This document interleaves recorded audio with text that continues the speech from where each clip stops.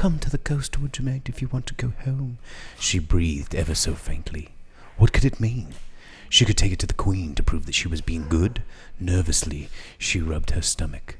The angry purple bruise Sir Meryn had given her faded to an ugly yellow, but still hurt. His fist had been mailed when he hit her. Dude, Sir Meryn Tramp punched Sansa? Yeah, dude.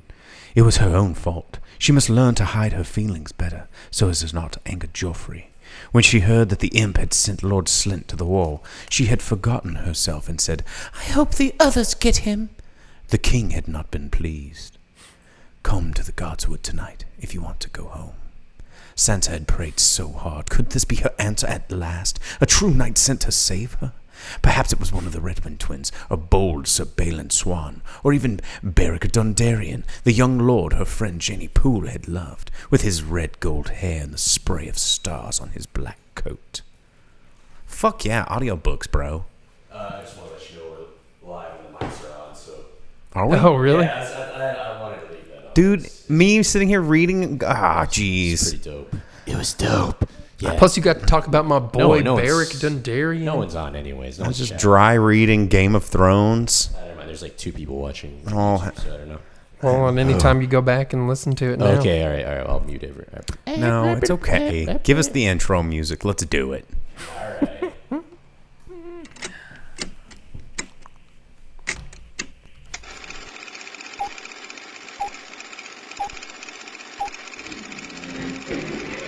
We've lined up the top stars from Hollywood and from all over the world to entertain you on our giant screen with the few colorful motion pictures you've been hearing about and reading It's about. showtime, folks. Enjoy the show. We're delighted to have you with us. They're driving theater. You'll find something to please you to add to your evening's enjoyment. Is pleased to bring you our feature presentation.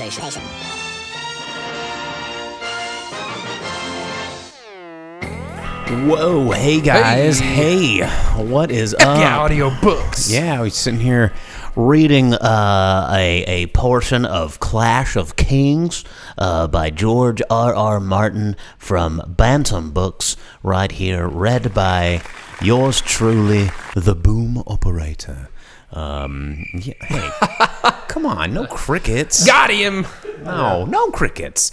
But yeah, we are a day late, a bit of a dollar short, but we are here, and we weren't here last night because we were at the movie theater.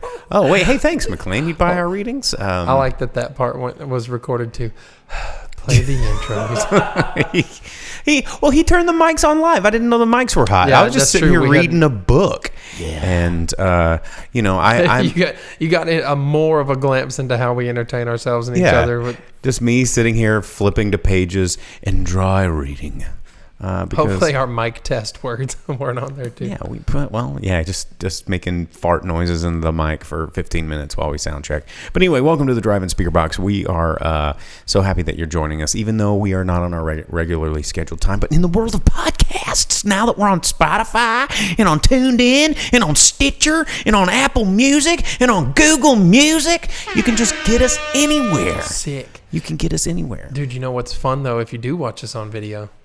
Right there. Look at that. Oh, yeah. You can. Since we talk about my cars on radio from time to time, and it's a big thing. Yeah, it's right there. Look, highlighted right now you by can the headlights. still kind of see it because it's a little bit daylight. Little baby Subaru booby over there. But yeah, it's the time is about the same, but it's like it's staying daylight later because summer's upon us, and we're it's a lot brighter outside than behind us would make you think. Yeah, we got them curtains, but yeah, we got a show. We're a day late, but it doesn't matter because you can check out these replays anywhere. You can find us on Facebook, facebook.com/The Drive-In Speakerbox, YouTube.com/The Drive-In Speakerbox, Periscope @Drive-In Speakerbox, and like I said, boom, like and subscribe to our podcast. It's just the audio version of this, so you don't get a lot of the fun video parts. But if you do want just that on the go, it's the to-go version. You can get up on there saying, hey, what's up, Booch? Checking us out there. on your favorite podcast aggregator. But if you do want to join in the chat, like Bucci and Vince, and looks like Travis and McLean, all already in the chat, you can do so on one of our live streams. Yeah, you can be pod people if you listen to podcasts. Better than how the Spinal Tap, their pods worked out, hopefully. Oh, where they come out of the pods and got a cucumber in the britches. But but anyway, let's talk about movies. Neither of us went. And did you go see Detective Pikachu? No, man, it was Mother's Day, and then we had our one night only super special event. What's up, Gentry? Gentry from Facebook saying hi. Star Trek documentary that we went to yesterday, and last week I went to another Fathom event, and I watched True Grit in the movie theater too. So was that the first time you ever seen it on the big screen? Oh yeah, yep. And me and my dad went, so it was the first time either of us saw True Grit on the movie screen. So I watched 2 Fathom events, and it was Mother's Day. So yeah, no, I did not find time to go watch a movie that I don't have a strong desire to watch. Oh, Mommy Dearest. The classic Mother's Day jam, Mommy Dearest, if you want to sit down with your mother and watch a classic Mother's Day film. I watch Game of Thrones, man. Game of Thrones is basically like watching a movie these days, and we're going to be talking about it. So we're not going to be doing all the spoiler stuff, but I do want to talk about this last week's episode because, one of the things that we like to talk about on the Drive-In Speakerbox is how these films and how television, and now they just call it content, which I really can't stand that word, but how people respond and react, and why producers make the decisions that they make, and why audiences react the way that they do. We've got a comment coming up from YouTube. Vince says, "Did you see how they are showing Batman and Robin today?" We've been talking about it all week. Yeah, we've actually been talking about it the past couple of weeks because they started out showing the original 89 Tim Burton Batman, followed by Batman Returns, which was on a Monday night, and we were here. We made mention of that we were talking to you guys instead of being there. And then this week, Sunday, they did Batman Forever, and then today is Batman and Robin to finish out the those 4 original run Batman live action.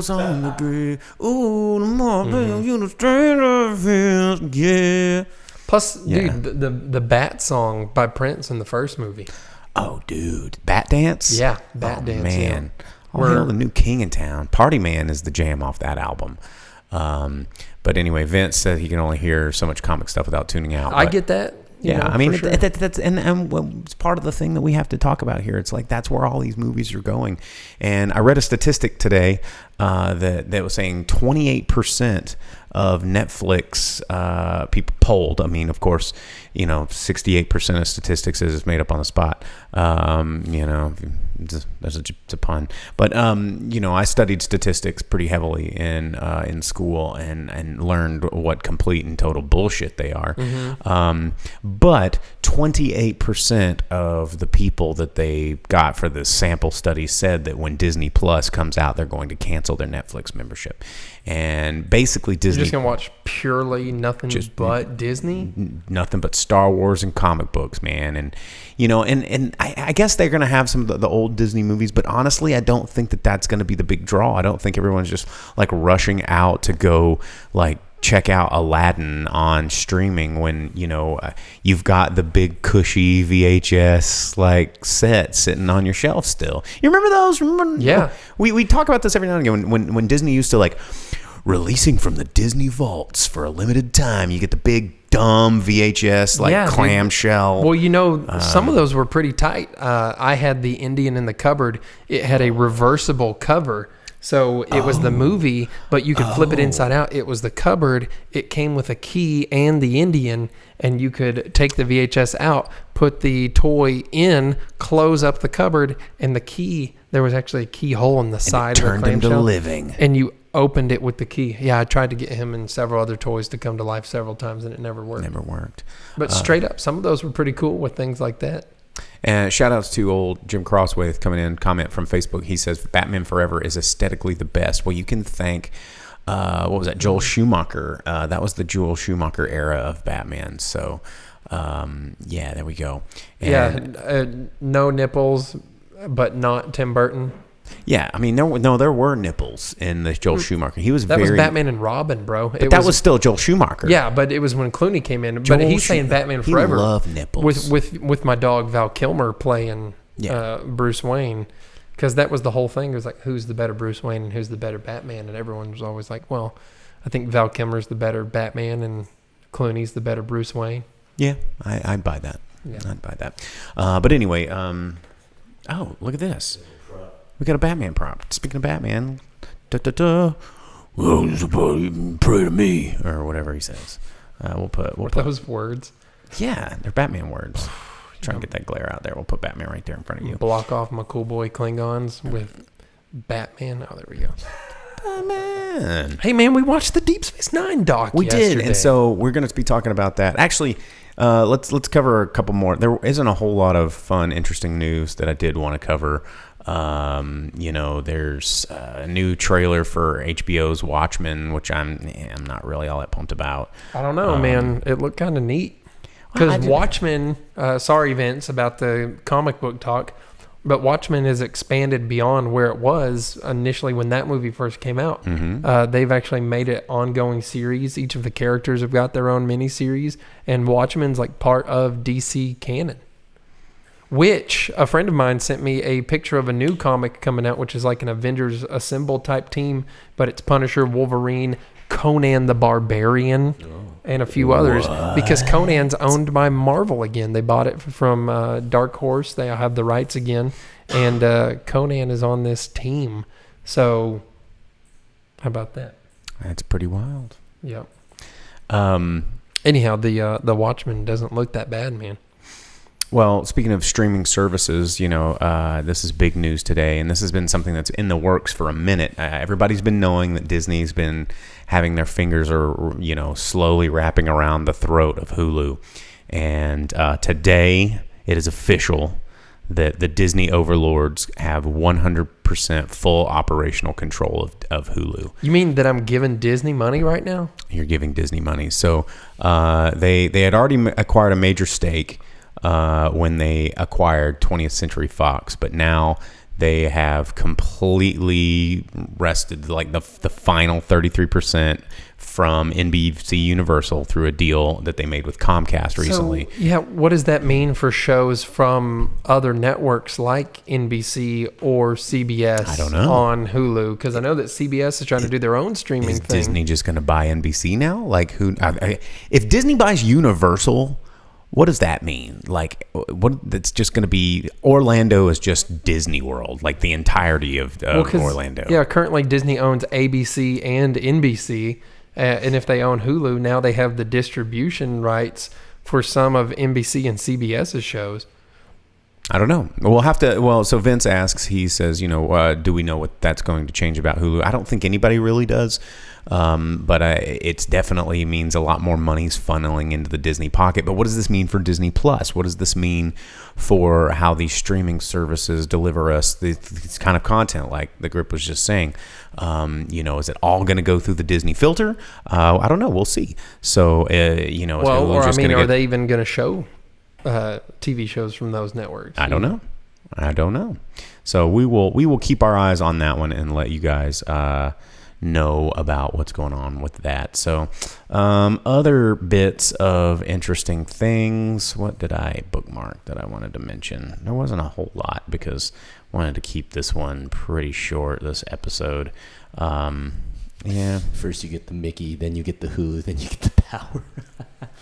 That's funny. Oh yeah, Vince, it's true, man. You get the true power. Jim says it means you bite the cheese and then hail new our mouse media overlords. It's true. It's true. If you cut a deal with Comcast, you said, right? Yeah, that's Comcast had the remaining like 33% of. I hope they don't have some sort of dual streaming or it's just because Comcast, I thought, was going to launch their own, streaming It's going to be fun when they do cable bundles, just like cable television. Yeah, it's that's exactly bundles. That's what's going to happen. They're already doing it. You can get premium Spotify and Hulu for a bundle. So it's just we're going back to the cable model. Same model. You know, abysmal. it's just a different delivery method, and it's all it's a different version of the same shit that we've had the whole time and hated the first time we had it, and then we broke it apart and then getting charged more for it. You know, I wonder how things like WWE are going to work, because they have one show on USA Network owned by NBC, you know, and then they have one show on Fox that's moving to it, which is now owned by Disney. So how are they doing? I don't know. I mean, the world of intellectual properties is a tricky, sticky pickle. And, you know, as we've seen with the journey of Spider-Man's tricky, sticky pickle, it's you know, and right now, you know, the X-Men, same thing. It's, you know, I was having a weird, interesting conversation about the X-Men earlier today. I had to work, do audio in Tulsa, and I was driving. We were in the crew vehicle talking about X-Men, and they're like, well, why isn't X-Men blah blah blah blah blah? I was like, well, X-Men came out pre the cinematic universe thing, back before these intellectual properties were basically, you know, gold veins that they're just constantly mining.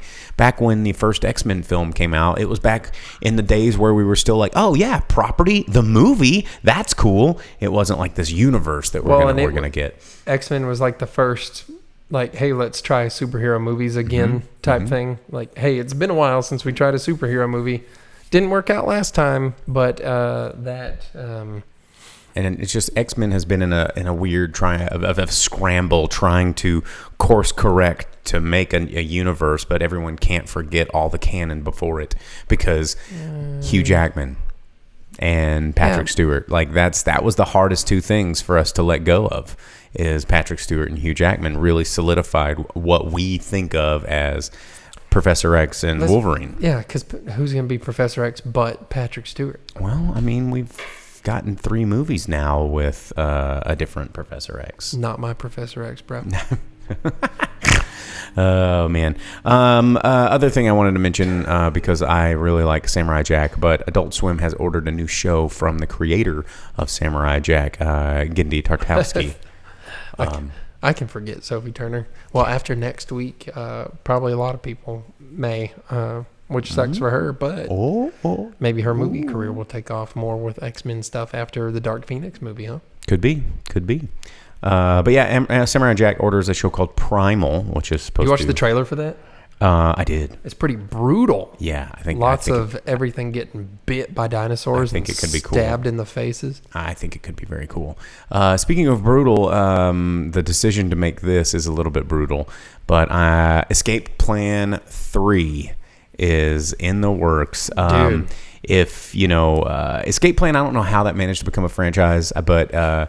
you know, not mad about it. I mean, I'm not mad about it either. The first film, of course, starring Sylvester Stallone and Arnold Schwarzenegger, which there was the Schwarzenegger lacking sequel. What was it, like Escape Plan 2, Hades, or whatever it was? But now, yeah, and it had like what, Lundgren or something in it. I think so. It was someone else big alongside Stallone. But now they're bringing in Dave Bautista. He's the new Schwarzenegger, the today's youthful Schwarzenegger, and a little bit of that 50 Cent, and yeah. Dude, Bautista's in a lot of movies coming up here. Dude, you know? Batista is everywhere now. And you know what else? Wrestling news in movies. You know what I saw a new trailer for, and I am beyond stoked about it? What's that? Hobbs and Shaw. Dude, it looks sick. Dude, every trailer makes it better, and I get so excited about it. And this last one, you get to see that Roman Reigns is in it, and he's doing his whole Roman Reigns thing next to The Rock. Looks awesome. It doesn't look awesome. It does look awesome. You're wrong for that, and it's going to be amazing.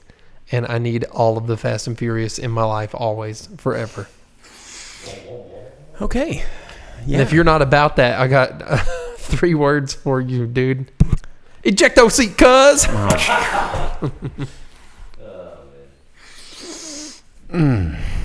Ejecto seat, cuz. Yeah.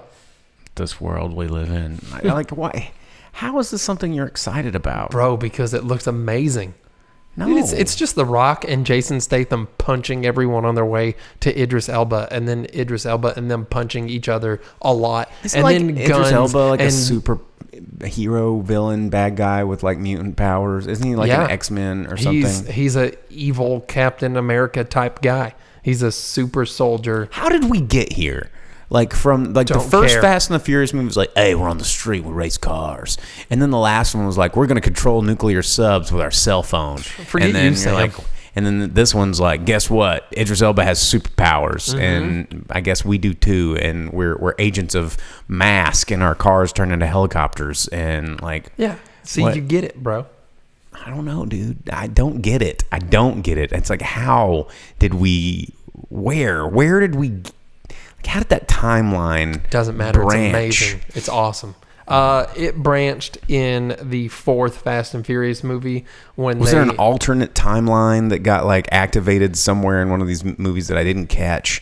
And then they got access to like super tech, and the world changed, and people got superpowers. It was in the movies. They fully showed the transition. You get to see all of it in the movies, man. I remember where they like go to the government agency, and he goes, "Yo, we just happen to have this big warehouse full of like Maseratis with laser beams," and they're like, "Oh, cool." That was the last movie, yeah. Oh, jeez, Because it was Mr. Nobody and Little Mr. Nobody.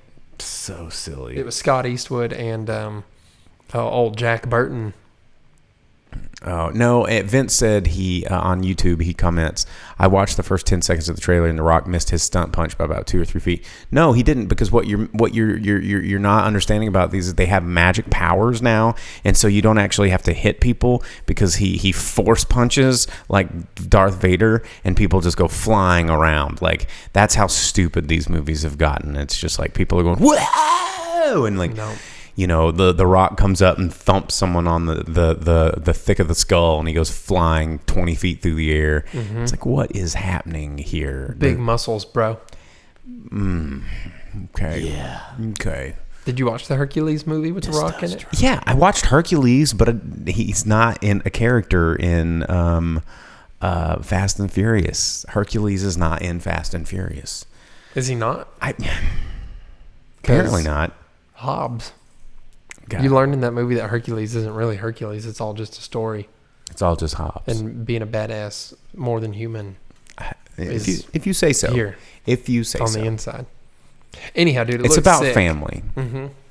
Right? Yeah. All right. Well, let's talk about what movies are coming out this weekend, because there are a couple. Dog's Journey, another movie about a dog like talk finding about its master. Hype Train. Yeah. Yeah. Talk about like getting amped. It's there. Let's see what else is coming out. There's a couple limited release movies that blah blah blah blah. But John Wick 3 is coming out. Dude, talking John about Wick. what are you talking 3. about cars and punching people in the head and them flying 500 feet and doing insane things that shouldn't John be real. Wick. Oh, it's different because it's John Wick. Because it's John Wick 3. Yeah. Yeah. All the noises. Bro, you have all of the muscle cars. You have all of the shooting everybody's. But the muscle cars don't fly onto a nuclear sub in the Antarctic. Like, No, they just run into 500 taxis and still run into more hell taxis. yeah. And then John Leguizamo's like, oh, I guess I'll fix it again. Hell yeah. Dude, John Wick, like, but the thing about John Wick is they also like established that this is an alternate reality. There's like weird stuff afoot. Is There's, it, like, or is it secret just a societies and- secret world that you're not aware of in our reality? Dude, and the stunts are better. The stunts are better Than in real life? than in Fast and Furious. What? Yeah, I gotta agree on that. For They- sure. The training involved is Dude. more intense. well, I and don't it's know what because that it's not just all CG. It's not like, do you think Ludacris is really like, you know, jumping off buildings? No. You think what is it? Is Tay Diggs in one of those movies, or is it like what's the other the model the handsome one in Fast and Furious? That's obviously not Tay Diggs. What's his name? You name the freaking characters. You know them all, and I'll stop when I hear it. Miss Sandy from friggin' No, it's a Game of dude. Thrones? It's a dude. Tyrese Gibson. Tyrese Gibson. Yeah, Wow. Tyrese. There we go. Thanks, Vince. Vince, how do you know so much about? Ejecto seat cuz, man. Yeah, and McLean says from YouTube, he says it has a better soundtrack. Yes, it does. It's better stunts, better characters. just better. How many it's of just y'all better, are better unknowingly cinematography? Oh my pumping gosh! jams from Fast and Furious? I bet you anything you bump jams from Yeah. 8 Ball. Fast 8 Ball and from Furious Too all the time. Fast, Too Furious in the Yeah. club. The club. Dude. That thumps. That thumps. Act a Fool by Luda.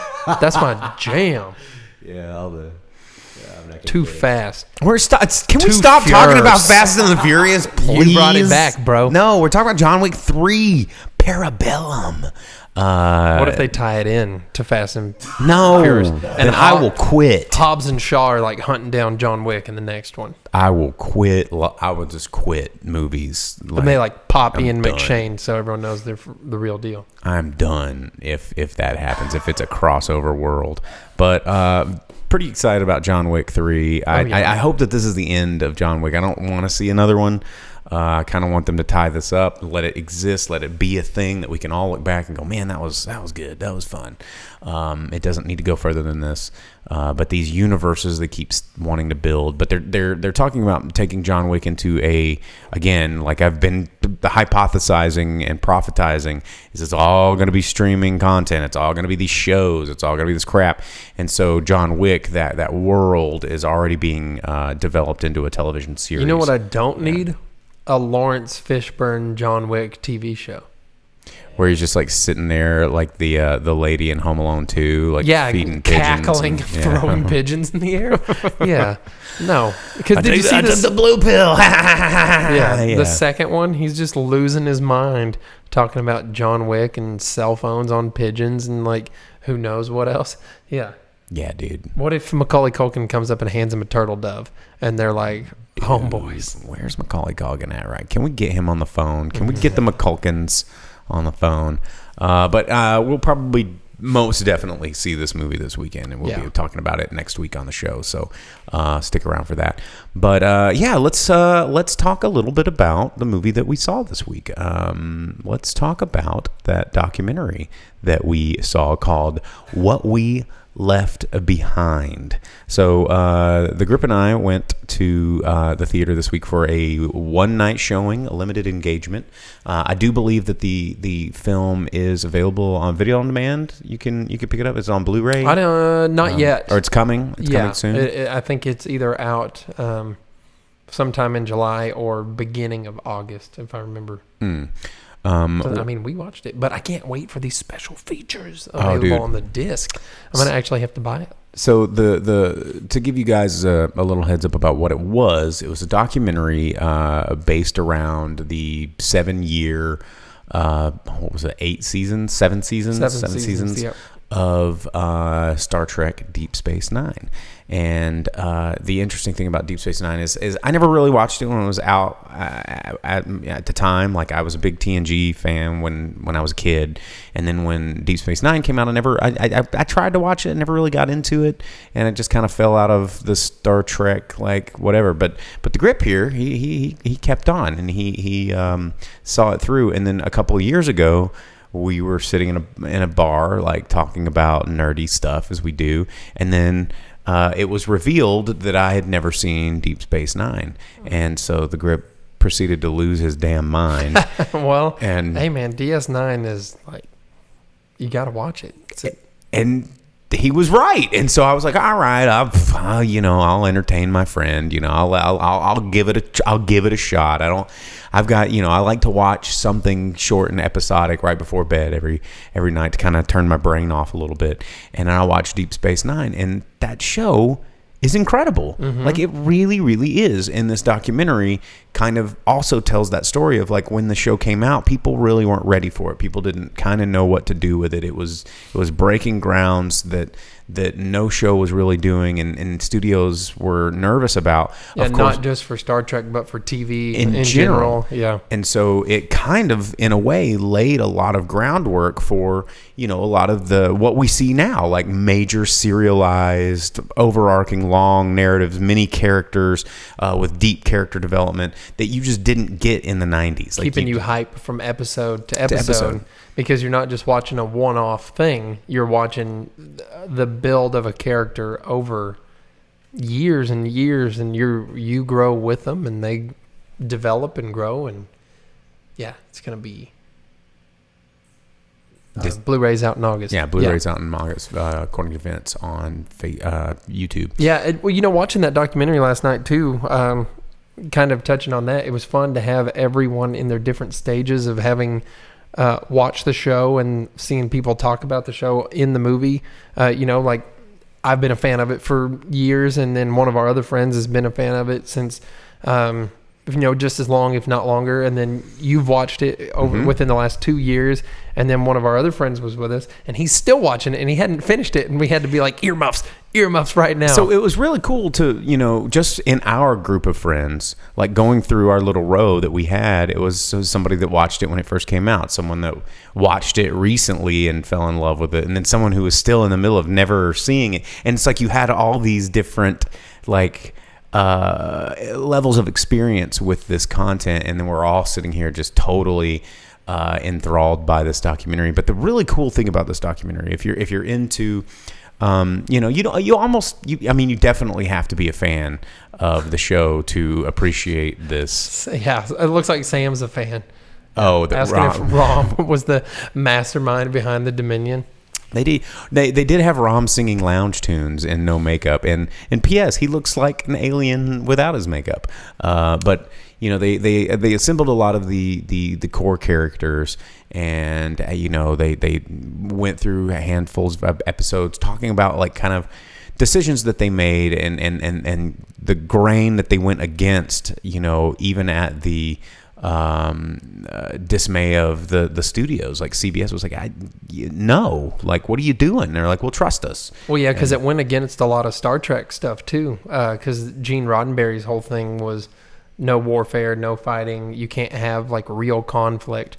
The conflict can only be brought up as part of the like peaceful nonsense story they wanted to tell, so they had to get creative with how conflict arose in TNG. And then, well, it's like they're still following the Prime Directive, but it's like, well, not everybody follows that. So how do you respond? Right. Well, and he like passed away the year, and they were like, a year into Roddenberry. like a year into DS9, and they're like, okay, we can do it. Now it's time. And then for like Section 34 or whatever, 31 comes out, which that is not Roddenberry friendly at all.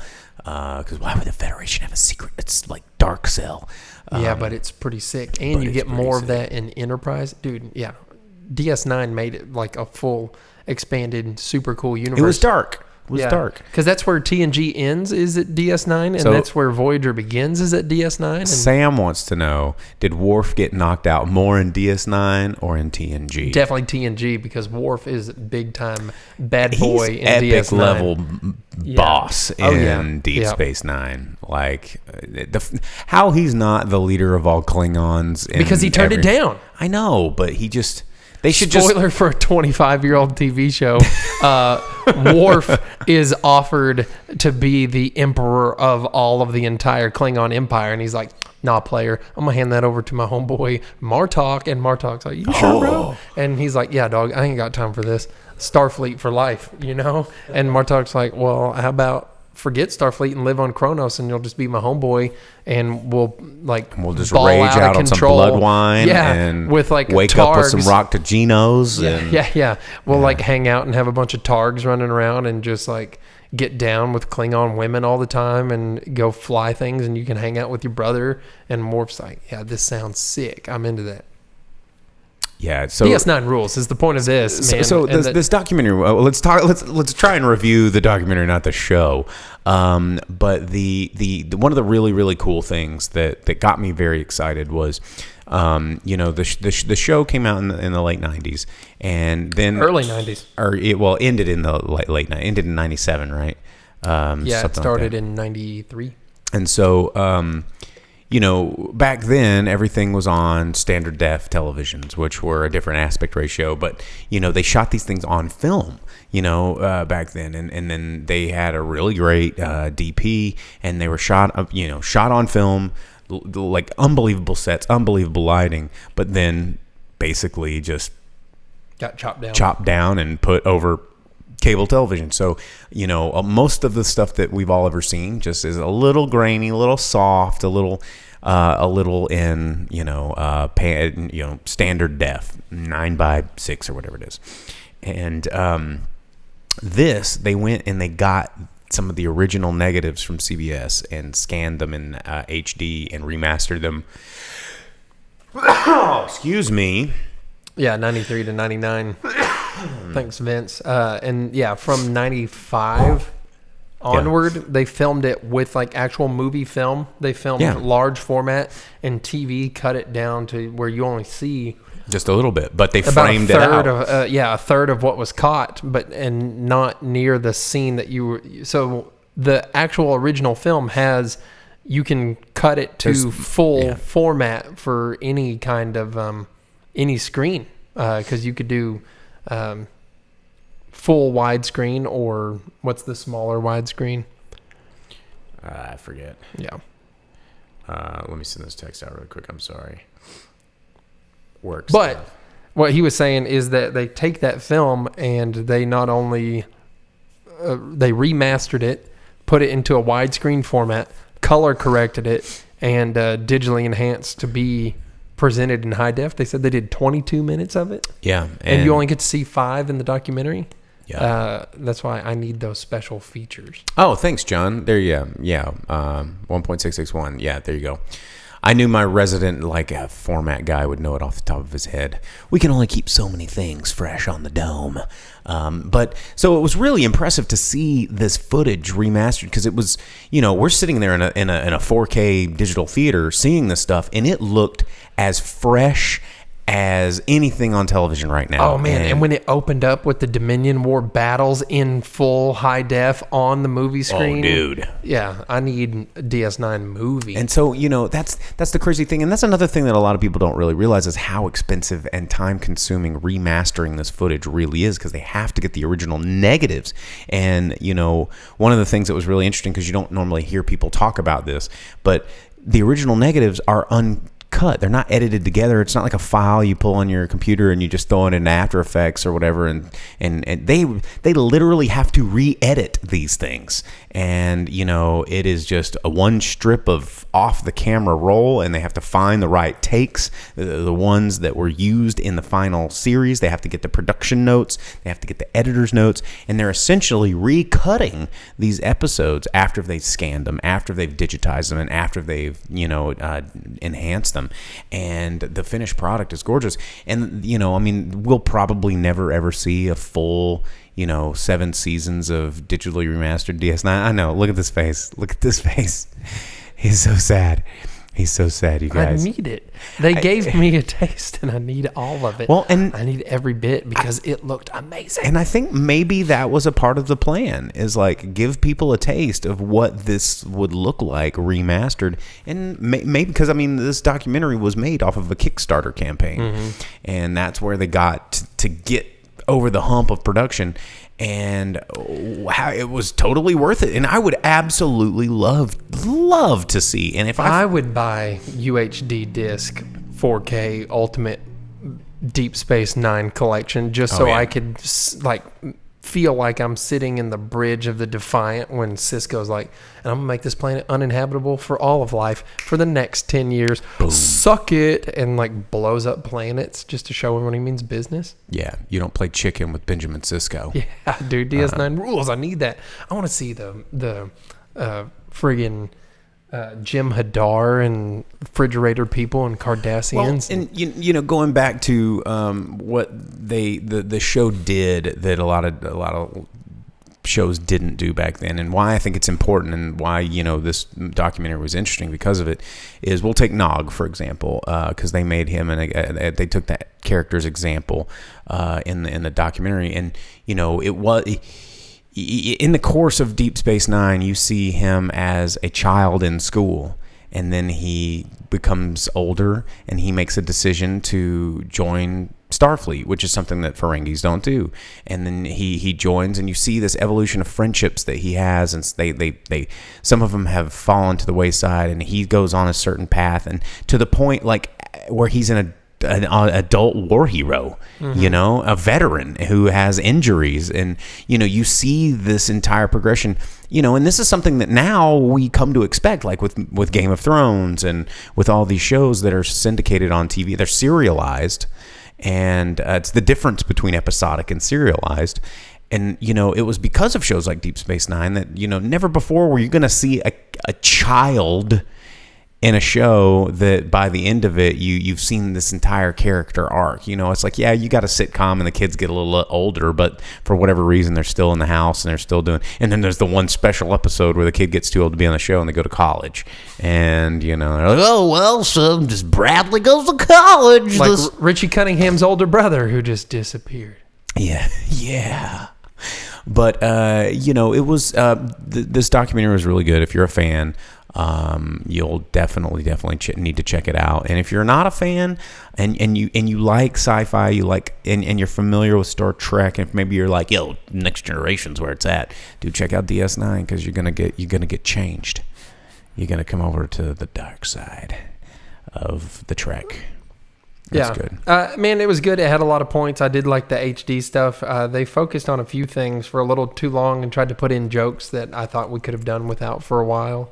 Well, but to comment on what Sam and Vince are saying here on Facebook and YouTube, respectively, they said that they left Deep Space Nine unresolved because season 7 was unresolved-ish, but it wasn't. But what they did in this documentary is they got all the writing team together and they go, okay, well, what if we were going to do a season 8? What would the pilot look like? And they fleshed it out and they storyboarded it and real-time time passage. Yeah, and then they did like a fun sort of motion graphic reenactment of what that episode would have looked like. So they kind of continued the story a little bit. But Vince says on YouTube, he said, speaking of unresolved, what do you think about shows purposefully leaving the season on a cliffhanger, challenging a network not to renew them and screw fans?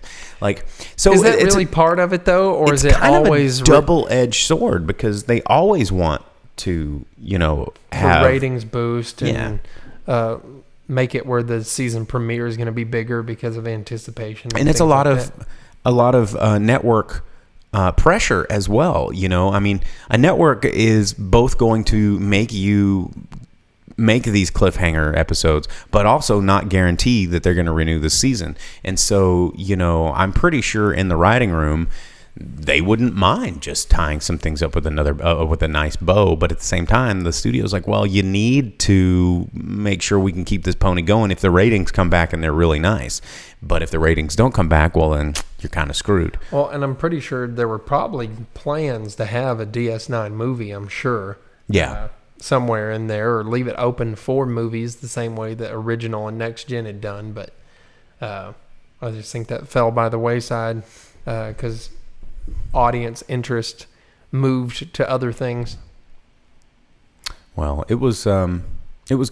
It was really good, and I don't want to bore everyone who's not a Trek fan, but really, really good stuff. Check out. It's still fun to 9. see how it changed. If you're a fan of cinema or TV, the things it did to change how those operate and tell stories, and how a lot of modern television, it's very milestone, has this one TV series to really look back and be like, oh well, that's really where it all kind of started. And they barely touched on this. One of the things I wish they would have talked more about, how they had a script submission policy where fans of the show could submit scripts to it to see parts or the whole of the script published as a television show.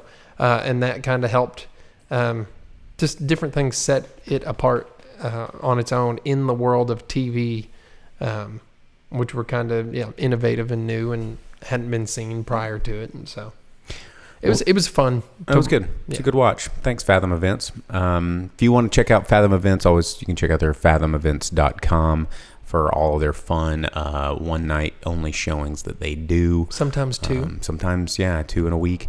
But that's how I caught True Grit last week. Yeah, which True Grit was fun to watch in the movie theater. Man, you could tell even more on the big screen with all of the Colorado Rockies that it was not Arkansas and Oklahoma. True Grit, they just never seem to be able to film it in Arkansas, do they? Well, even the last one. But anyway, let's talk a little bit about Game of Thrones. I know, guys. See you, Sam. Oh yeah, see you, Sam. Game of Thrones. If you've been on the internet, if you watched it, you know what happens. And here, what I want to talk about with this episode is not what happened in the episode, because everything that happened in the episode, it was like, I can't believe this happened. It's like, well, pay attention, I guess. Where have you been for the last 7 years? 9 years? And so the thing that I want to talk about is Yeah. in television and movies and things that go on for long periods of time that we, accept as a part of our own personal culture. And let's face it, this show has penetrated so many people's lives where like it's a ritual, where they get together with friends, and it just has become a part of your life, and it is a subculture now. And when you become indoctrinated into a fandom that deep, you take a sense of personal ownership of this, even though it's not, you have no creative control, you have no, real claim to be owning it, but you just love it that much. You become very passionate about it. And the problem with this passion is the longer it goes out, you have your own sort of set ideals of how you want your favorite X, Y, and Z to go. And one of the funny things about this episode, I read an article, and it was in the Washington Post. The fact that it was even in the Washington Post just is disgrace to journalism, because, wow, some of the articles that I'm reading are written by the biggest knuckle-dragging Luddites I've ever seen in my life. But the article was about all the parents that have named their children Khaleesi. Oh, and how upset they are. How mad they are. And it's like, number one, what? What parenting at its best right there. Why would you name your kid Khaleesi? And then secondly, like, why would you do that before you see the end of the story of these characters? Like, you don't know, like, that's what makes Game of Thrones interesting, is because everyone's capable of good and everyone's capable of evil. It's about those decisions that we make. Dude, not my boy Ned Stark. Ned Stark was pure good. But he had to cut some people's heads off. He didn't want to. He had to make those hard choices. That was his duty, though, dude. Exactly. And it's in this, we can all agree that cutting people's heads off is not a real cool thing to do, but sometimes. It depends. Sometimes, But in the story, it's like, yes, because you liked it. Yes, because there were parts that you thought were cool that aligned with your personal, like, that's why people become fans of things. They align with their personal tastes. They align with their personal, like, belief system and value system. And when those things derail, you can't be mad at the content for what you feel, really. Like, just let the story play out, and especially if the writing has been on the wall the whole time. It's like they gave it to you in season 2, but like, oh, this is the future, here's how it's going down. It's like, pay attention. Remember when she crucified all those dudes? Remember when she melted her brother's head with a pot of gold? Remember when she, like, locked that dude in that safe forever? Forever. Also that dream. And then the wizard's dude, she murked him up, and then she basically eliminated all of the Tarleys, and she basically anyone that didn't just totally straight up lick her butthole, like, on command, then she's just like, Dracarys, my dude, you're crisp, dude. And then now it's like we get to this character who would you're crisp. But I'm saying, this character that has been doing heinous things, all of those things we have, because we like this character, we have managed to justify. And it's like, okay, well, she was in the right. But I think that this proves a really interesting thing, that this story, like, everyone says that this season is doing things wrong, but I think it's doing things right, because it's making us. Like, it's really ruffling our feathers, going back to what the producer of Deep Space Nine said in the documentary that we watched. They got so much hate mail. They got so many threats about how they're ruining the series, how they're ruining blah, blah, blah, and it's not what they want. It's not Star Trek. But then he goes, if we're not making someone upset, then we're not doing anything. We're not doing it right. You know what I realized, too? With all of these Marvel movies and with Game of Thrones, I think what I've never realized before, and what we may have never mentioned before, a lot of this might be people's first brush with fandom. That's true. If someone didn't grow up from the age of 0 watching Star I Wars, didn't or even think of growing that. up watching Star Trek, a lot of people, sports and like rom-coms were like that's all they had, and then now they have a fandom because they got talked into being caught up in the big whirlwind. Grip, you are onto something, my And dude. so a lot of people don't know how to act when it comes to a fandom of something and it not going their way. Me and Chun were talking here before the show here, the proprietor of Fut Labs here. Me and him were talking about our theories of Game of Thrones. And I think a lot of people, because they have that ownership and this is the first fandom they're involved in, like so much they would buy a piece of merchandise from it or something, that they're like, well, I want it to be exactly how I want it to be because that's how it should be. Well, and they don't get that. Yeah. That's not how it works, Well, man. and this is a problem with living in the 2019 ultra on-demand PC culture is, you can't expect a TV show, like every character that you like, that you made that decision in the comfort of your own home, to go, well, I want that person to be a vegetarian, like Right. animal lover, because that's what I am. My politics dictate what I want to see on this show. And it's like, no. This is entertainment. And we need to see these stories from different perspectives. And we need to see different characters that maybe don't always align with what. And you know what? It's okay to see good guys that have philosophies that are different from ours.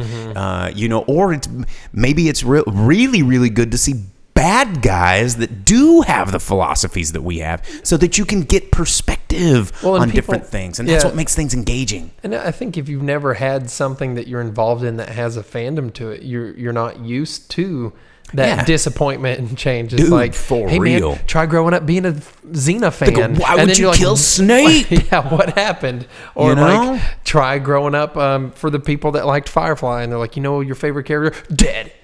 Or Like, enjoy that. when you finally finish Harry Potter and you realize what a piece of shit Dumbledore really actually is. You're Well, like, dude. don't get into Harry Potter because that lore is ever changing. Well, it's true, but, J.K. the same Rowling feeling bends that to the people had. whims of anyone, and she's like, "Oh, that'll make me more popular on Twitter. Everything about Harry Potter's now different. It's changed, and you just never realized it because you're an idiot, stupid children." And then everyone's like, "Oh, my life is so different now because J.K. Rowling put out a tweet for likes." I mean, yeah. And She's like, what you never realized in the books was something I never told you and couldn't possibly work, but now it's canon because I said so. Pottermore.com. I mean, but yes. Is that not exactly how it is? But that's how fandom works. That's not how fandom works. You can't just change it. George Lucas and J.K. Rowling. That's not what I'm saying. Oh. I'm saying that fandom works, that the fact that she has the power to do that to people. And that fandom grants her that power, that pure unadulterated power to do whatever she wanted. And Vince from YouTube, he says, "Can we say what she did that got everyone mad?" Dracarys, bruh. Yeah, the innocent people died. Genocide. Yeah, we'll say that innocent people died because she got really upset. And I was having this conversation with someone, and I attributed it to gun control. Like, let's talk. I mean, it's everyone's least favorite thing to talk about. But but just give me a second. Give me a little. Hear Need me a out. child safety lock on your Drogon dragon? Well, if you look at the statistics of domestic violence, especially domestic homicide, where it's like someone will come in and catch a cheating spouse or whatever, and in that moment the numbers are really high, and in that moment they're just like so distraught, so angry, and so not thinking of anything, and they have a gun. And that gun doesn't take time to think. That gun is a weapon. And when you just go, I'm so bang, and then you kill somebody, and then you're just like, afterwards you're like, I can't take that back. Ooh, all I had to do was pull this trigger, and I killed a person. Okay, but what about 5 hours of torching a city? Well, I think it wasn't 5 hours. I think much like, let's take Dungeons and Dragons mechanics here, because what we're watching a macro version of a big battle, and and we're taking. There's lots of different perspectives that we're taking. But think about this: it's also a walled city, and there was one character who had time to go from the masses trying to get inside the walls for safety, I'd say that all the way to the very hours. end, and then go inside of the castle and then be like, nah, I changed my mind, and then go all the way back out of an entire city. That was a little weird. That was a little weird, but I do think that that there was a lot of things happening at once. So yeah, I don't think she was just there for 15 hours roasting buildings, because then there wouldn't have been any left. Can I throw something on the screen? It's like this. It's Yeah, funny. go for it. It's titled Patch Notes for episode 5. Like patch is in a software patch, so it's not like release notes, right? Yeah. Like fixing it. What do we got here? Yeah, you gotta See, number 1, Scorpions got nerfed. Significantly reduced accuracy. The hero character Euron no longer gives a bonus to Scorpion. Okay, yeah, here we go. Dragons got buffed. Speed and stealth have both been increased. They can now take the hide action when flying. This is very D&D rules. Dothraki have been added back to the game. Fans are upset about the removal. Now they're back now. Apparently not all of them died, although there was plenty at the pyre scene in the previous episode. Battle times have been shortened. Complaints that the Battle of Winterfell lasted too long have been heard, so now battles last no longer than 5 minutes. The Northerners and Unsullied both have reduced honor and morality meters, so it's possible for them to commit war crimes. Cersei's speed has been reduced. She now doesn't move at all. Euron's plot armor has been removed. The Mountain's loyalty has been reduced for the introduction of the Clegane Bowl. This is true. And Arya's, which was one of the best parts, Arya's conviction has been reduced after complaints that she was too OP. Her plot armor has been significantly increased to compensate. So those are some plot notes, patch notes.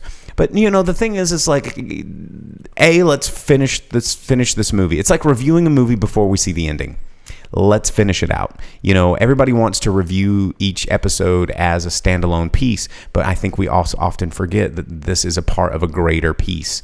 It is a season, and they're not filming episode whatever it is right now. It's done, and It's been done for over a year. Yeah, and so let's to have our final judgments on if this is good or if it's bad. Did they ruin it? Did they not? Let's wait until it's finished. What's the runtime on this next one? 89 minutes. I mean, it's feature length, and that's another thing. I was like, it's just the season's too short. I was like, no, it's still 7.5 hours, just like last season. And I don't know, they're doing less episodes, but the episodes are longer because they are more cinematic. They are more have a feature feel to them. And I think that the episode was what it needed to be. Yes, I feel like I wanted more out of Varys. Like, he's one of my favorite characters. That's true. Thing. But I'm not gonna start a Twitter campaign about getting them to change it. I was bummed. I was like, well, but I still don't know. We still don't know what, because he is the spider. What's his web been doing? What are his little birds? Like, the thing about Varys, he pulled an Obi-Wan. You strike me down now, he could possibly be more powerful than you possibly imagine. I mean, Varys is He can't. He can't, but his influence and his message can. And I feel like that moment right now, Tyrion is going to adopt a lot of the values that Varys had. So there's the spirit of Varys is what's important, is like having someone that's truly neutral, chaotic neutral for the realms, and someone that just really wants what's best for it. I don't know, but everybody just needs to chill the F out, wait for Sunday. Let's figure it out. We'll break it down. We'll talk about it. And then, people might be surprised because remember season 1 when it was like, this show is disgusting and it is misogynistic and it's just about titties and murder. And the South Park song. Ban it. Wieners, wieners, wieners, Yeah. wieners, wieners. And then fast forward, and then this show somehow managed to be like the mouthpiece for feminism all of a sudden. Guess what? And then now we're back to hating on it because we killed misandry and everyone's mad. And it's like, just let it finish. Who? Miss Andry, Miss Mossam, the translator chick. Miss Andy? Miss Andy. Miss Andy. I don't. That's a foreign name. It's like a fantasy foreign name. Not even a real Her name could be like and whatever, dude. But the thing is everyone got mad because they liked her and she was a minority female lead role, and then they killed her, and everyone's not mad how it played out in the story. They're mad because they're like, why would you do that? Well, guess what? You know where you can find more of her? Oh, geez. Fast and Furious. Oh, what? I thought you were talking about in the Game of Thrones universe. Nah, man, that actress is. I mean, she's from. Where is Miss Sandy from? She's not. She's from British, Volantis. man. Well, I'm talking about her. Oh, the character. I mean, she's obviously from, in Essos, but She's Yeah. He needs a drink. He needs a drink. She's a little bit of from the the drink. same place that Arya and her coins and the water dancers and all that nonsense. But I think the if the complaint is how Daenerys got there, the path in which she snapped, not because she snapped, because the foreshadowing was there already. Right? Oh, it was there the whole time. But like it's like, okay, I could probably accept like maybe one more episode to lead to that build up. But even then, people would still complain. Oh yeah, regardless. because Vince coming in the sword chair. yeah. Well, is there a sword chair left? I'm pretty sure it's melted down now.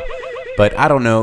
Let's just wait. We'll find out. We'll find out Sunday, and we can put this to rest. And I hope I can just have a big "I told you so" when Tyrion is king of the realms. No, it can't have a happy ending.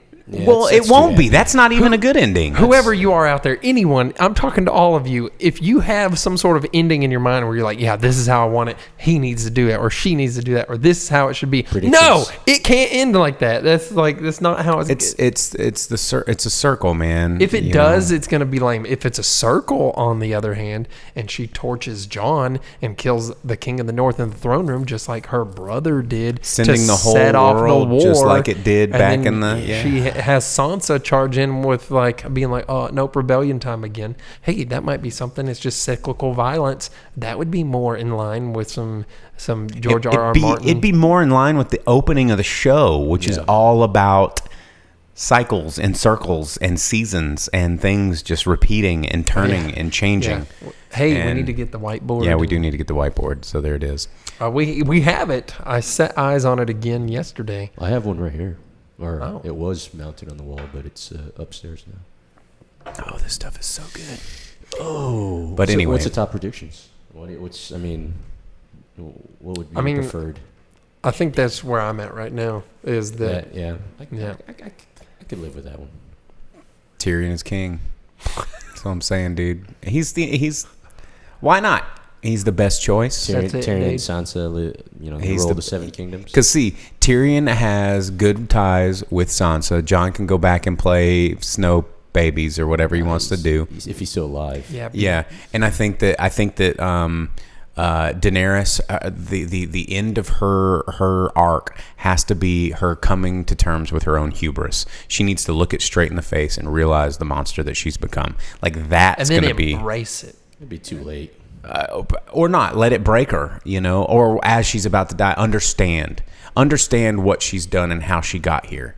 And because that's going to be more painful than, I mean, if these writers are putting any thought to it, that would be a great way to finish that character. And then Jon just like straight up bouncing, because he doesn't want any part of it. He's going to go back to the north where he actually belongs. And then Tyrion already has good relationships with Sansa. He's going to he doesn't want to sit on the throne, but he can, and he's got the blood lineage to back up a title to it, because now that Cersei's gone, Jaime's gone, he's the oldest Lannister, who's already has been a hand to not just the Dragon Queen, but also like he's the one. He's the most qualified dude. This is like your Temple of Doom, like defense, which still holds up. You just want another short round. Dude, Temple of Doom is still the best Indiana Jones. Dude, I wish we were in the new studio, because I would pull down my book and I would show you my example that on the literal book that is. But that's just the most famous picture of Indy. Right? Yeah, but if you're gonna title a book called 1,000 Movies You Must See Before You Die, chronicling of the best movies ever made from blah blah blah blah blah blah, and you put a movie that's not even in the book on the cover, that's because subconsciously you're not thinking about the fact that one's Temple of Doom. It's so freaking good, and everyone dismisses it as doo-doo butt, but it is in fact the best example of Indiana Jones as what Indiana Jones is supposed to be. And he's a pulp, like action hero. Like, that's what he is. And Dan that was Aykroyd's in that movie. Yeah, he is. And dude, we're not talking. They fall 5,000 feet from the air in a blow up raft. Yeah, and they also drink water out of Jesus's cup, and a dude's face turns to dust. Like, what do you? And That's you thought the best one. Well, that's what I'm saying. What's the difference? What's the difference? Sean Connery. But John you Rhys know, Davies. John Rhys Davies isn't in Temple of Doom, bro. Vince, come on. Are we gonna? You've heard this argument before. He's like, but some horrible movies have one good scene. Temple of Doom is a giant good scene. It's like one humongous good scene. Or one giant horrible movie for Steven Spielberg's girlfriend to star in a film. Short round. Boom. Okay, got it. The entire scene at the Obi-Wan Club, totally awesome. You get to see Indiana Jones in a white tux like that. Everybody loves that scene. Yeah, James Bond Indy. Yeah, exactly. Yeah. Number 3, chilled monkey brains, like, And the peanut butter beetles. Yeah, everybody remembers that. Odumshide, Kali Ma Odumshide, like, everybody remembers that. That's a freaking tight scene. Molaram, best villain. I'm sorry, everybody. Molaram. I did this. Come on. Like, and then you've got what else? Like, I'm playing Monkey Brain Apple. See, and then you've got the famous GIF. Like, what if you're gonna find a GIF of Indiana Jones? If you go Indiana Jones GIF, what's gonna be the one that pops up? Running from the boulder? Nope, it's gonna be his face through the hole going, "We are going to die," and that's in the bug room with the sticks. It's all Temple of Doom, you guys. It's all Temple of Doom. Every single scene. Oh, the swinging bridge where he's like, hold on, and he wraps up and he's got his chest out and he's got a machete and he's like, Jonesing it up. And everyone's like, that is Indiana Jones. And guess what that's from? Temple of Doom, homies. Yeah. And then American alligators eat people's clothing somewhere on the Ganges. Temple of Doom. Bum bum bum ba ba ba ba ba ba ba bum ba ba ba ba.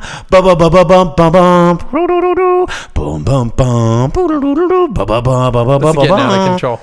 Game of Thrones happened. Star Trek documentary. How much money did movies make? So we can find out the Disney profit that they used to purchase Hulu. Let's do it. May 10th through 12th, 2019. Best top 10 movies in America. Top 10 movies in America based on earnings report. We do this every week. We're going to go through number 10, go to number 1, how much movies made domestically. That's right here in the United States. We do not count worldwide numbers because those are not usually factored into green light scenarios.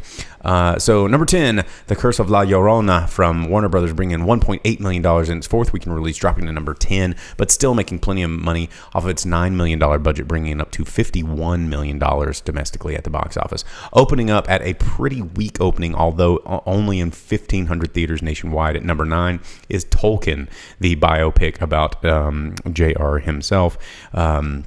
From Fox Searchlight, bringing in $2.2 million in its opening weekend.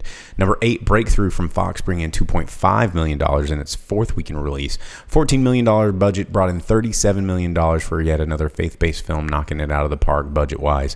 Number 7, Ugly Dolls from STX, bringing in $4.1 million in its 2nd weekend release. $45 million budget has brought in $14.5 million. And yeah, Vince, Intruder, not number 1 this time.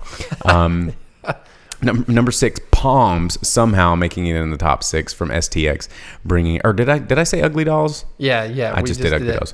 From STX, bringing 5.3 for Palms. I don't even know what Palms is. Yeah, we talked about it. It's like the old ladies in the nursing home becoming cheerleaders again. My mom was like, I want to see that movie about the old ladies being cheerleaders. I was like, what are you talking about? I remember Diane Keaton driving up to a place and be like, I'm Diane Keaton and I'm in a movie again. But I was like, I have no idea what it was called. Is Mary Steenburgen's not in that? I don't think. Was she in the book club one? Because that was the last, like, I'm Diane Keaton being Diane Keaton movie. And you're just like, oh, look, it's Diane Keaton and a cast of other women similar to her in age. Similar to Diane Keaton. But yeah, it's number 6. Number 5, A Long Shot from Lionsgate, bringing in $6.2 million. In its second week in release, bringing its domestic total up to 19.8. Number 4, Intruder, dropping down to the number 4 spot from the number 2 spot from last week from Screen Gems, bring in somehow another $7.1 million. I don't know how that worked. It's the only creepy offering in theaters right now. I guess, but $8 million budget. It has brought in $21.5 million. It has made its money. Dennis Quaid got paid. Good. He's going to need it because that Secret Life of Dogs Part 2 ain't going to get nothing for him. Secret Life, or was it the Journey Dog Story? A Dog's Purpose too. That's what it is. Oh, apparently, Dog's purpose is to die and being reincarnated throughout your life, so you can pass them on to your daughter in the second movie. That is the true Awful. Dog's Purpose. Number 3, The Hustle, coming out with $13 million at its opening weekend. Not a bad opening weekend for. Was that the one with that's McConaughey? No, The Hustle was the movie that that shall not be named. Oh, Yeah. When's that movie with White Boy Rick? When's that? Dude, that's been gone for a long time. Oh, look at me. Yeah, did you miss it? It got terrible reviews. It was in theaters for like 2 weeks and it disappeared. Oh, sick. There we go. Number 2, Pokemon Detective Pikachu from Warner Brothers, coming in with $54 million. A pretty dadgum good opening there. $150 million budget, brought in $54 million at the box office, but it could not beat Avengers for its third week in a row at number 1, bringing in another insane $63 million. How? In its third week? How? Because people are freaking sheep, dude. When it has $750 million just domestic. Well, and it's one of the biggest budgets for a movie ever. I mean, it's $356 million. It's brought in $723 million domestically, and it is getting close to the number 1 worldwide ranking, which is still held by Avatar. It has beat Titanic by about $400 million. It still has about 250 million left to go to catch Avatar, which it might do. It really might do. If they keep it in theaters and they release it in a couple more countries, then I think that this might end up at the number 1 position, unfortunately, because the movie is not that good. I don't care what you guys say.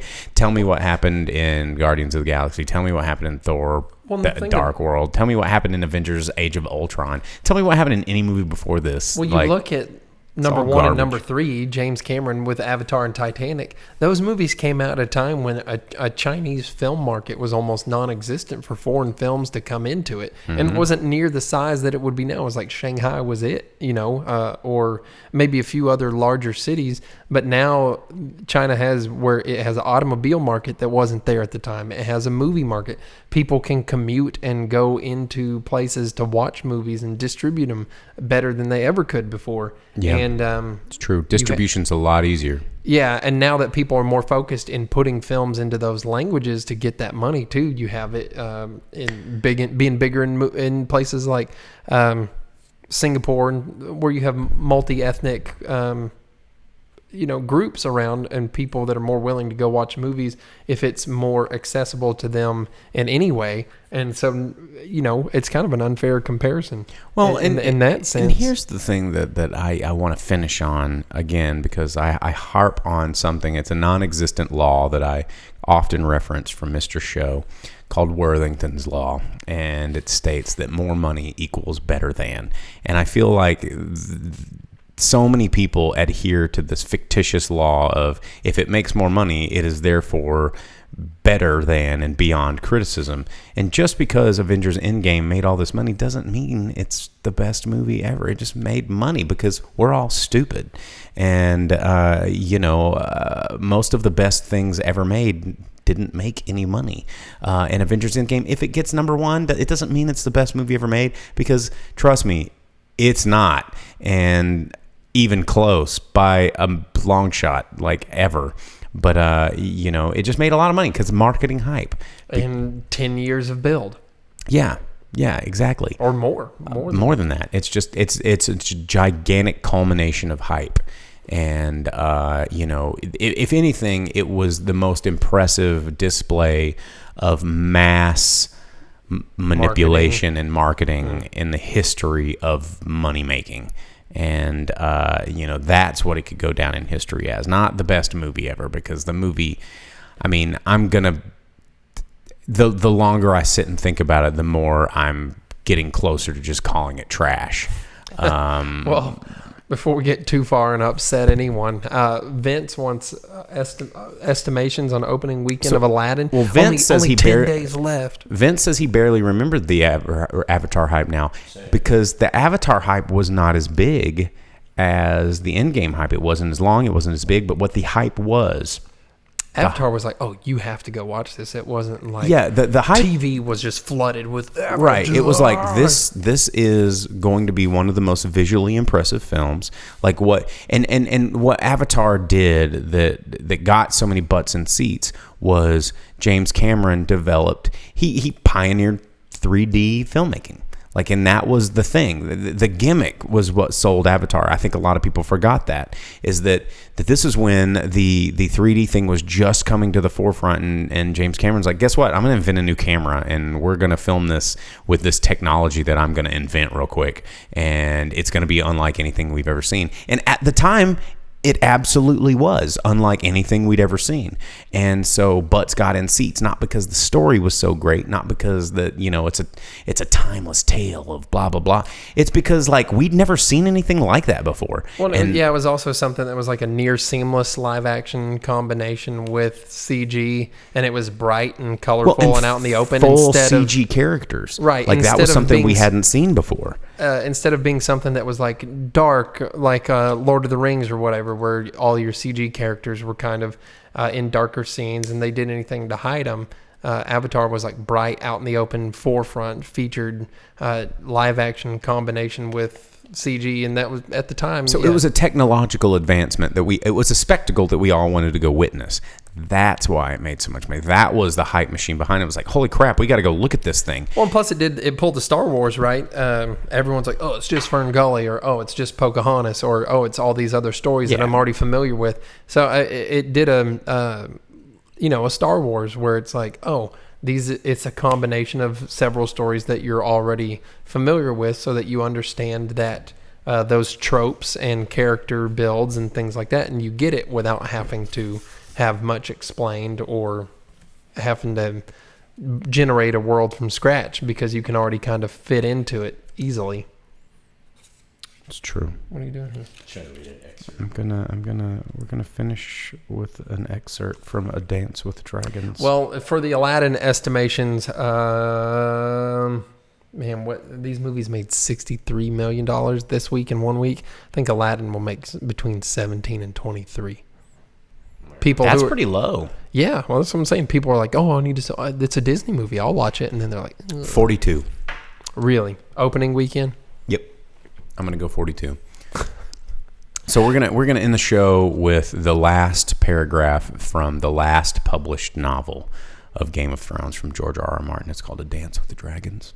Since we opened the show with me just awkwardly reading this one, is it just that last? No, I'm gonna start over here. Oh. I'm going to start over here. It says, Kevon Lannister tried to cry out to his gods, his wife, his brother, but the words would not come. Blood dribbled from his mouth. He shuddered violently. I am sorry, Varys wrung his hands. You are suffering, I know. Yet I stand going on like some silly old woman. Time to make an end of it. The eunuch pursed his lips and gave a little whistle. Sir Kevon was cold as ice, and every labored breath sent a fresh stab of pain through him. He glimpsed movement, heard the soft scuffling sound of slippered feet on stone. A child emerged from a pool of darkness, a pale boy in a ragged robe, no more than 9 or 10. Another rose up behind the Grand Maester's chair. The girl who had opened the door for him was there as well. They were all around him, 6 of them, white-faced children with dark eyes, boys and girls together, and in their hands, the daggers. Yeah, dude, the little birds murking people. Yeah, Varys. I'm telling you guys. Anyway, all right. Well, that's our show. Thanks for tuning in. Find us out there on YouTube. Find us out there on Facebook. Facebook.com/Speakerbox. YouTube.com/Speakerbox. You can check that live stream if you want to rewatch it. If you don't want to rewatch, if you don't want to look at our ugly mugs, if you don't want to read the chat, you can download these podcasts. Check out those podcasts. Spotify, Apple, iTunes, Google Music, Stitcher, Tuned In, all those things. We are there. We are live. We're active. We're up and running. So smash it, like it, share it, subscribe it, do the thing, listen on your commute. Thanks to everybody that was tuning in right there on all of our chat apps. And we are going to get out of here. We've got a lot more things to do. It's Tuesday night. He's got to get to work. I think I'm going to go sing karaoke. June, you going to join me? You want to go to Big Box? Oh, Lame Boy has to go to work over here. We're going to go have fun. We're going to go keep having a good times. Good times, great oldies. But anyway, I'm the boom operator. Grip. And we will be back next week talking about some John Wick number 3. Yeah. Headshot.